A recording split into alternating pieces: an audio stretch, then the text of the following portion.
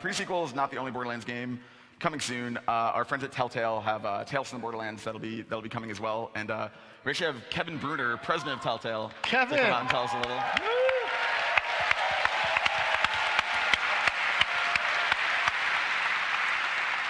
Who's played the Walking Dead games that these guys make? Amazing, right? Thank you. Who's played The Wolf Among Us? Great, right? Right. Wow, that was awesome. These guys are incredible storytellers, and I am just so thrilled that they agreed to bring their talent to the Borderlands universe. Thank you for coming, and thanks for doing this. Thank you for inviting us. Yes, yes. So, I mean, Matt, I know you've been working with these guys closely, flying out to San Francisco. Kevin, tell us about how this project came together and what we have to look forward to. It's playable for the first time here at PAX Prime if people haven't tried it yet. Yeah, you should go and play. There's about 30 minutes of playable game on the floor right now, but you score an awesome T-shirt. Yes, or up to 4 awesome T-shirts. That's why you see them everywhere. Collect them all. But yeah, we've had Matt and Anthony out at Telltale in San Francisco, probably collectively for a few weeks now. And Anthony Birch. And Anthony.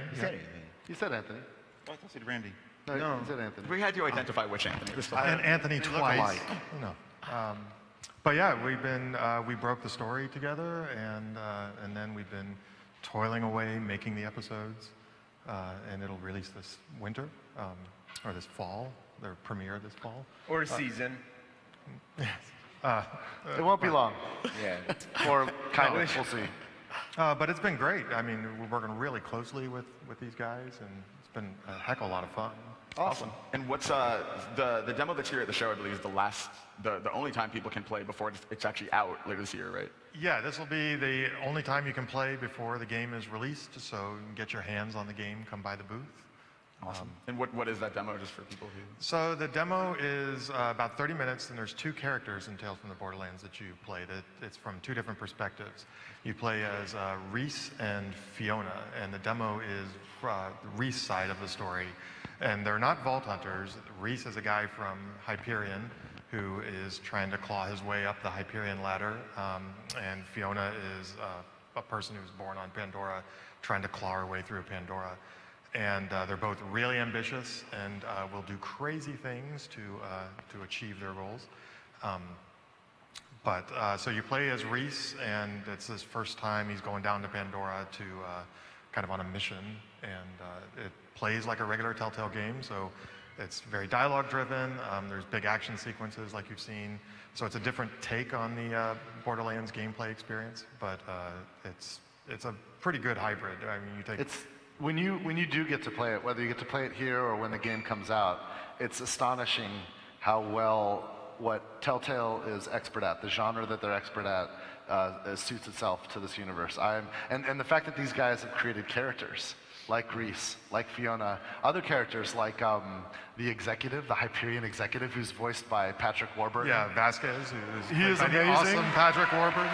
And he is Reese's nemesis. Yeah, that's Reese's nemesis. And Reese's sidekick is a really cool character who's voiced, that's by Chris Hardwick, who is the Nerdist, right? Yep. So it's really good cast and incredible characters and stuff we would not have thought of.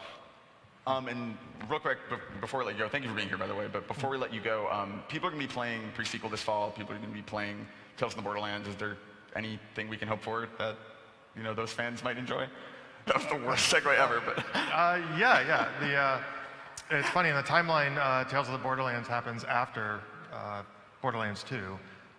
But by playing Tales of the Borderlands, you'll be able to unlock things in the pre-sequel.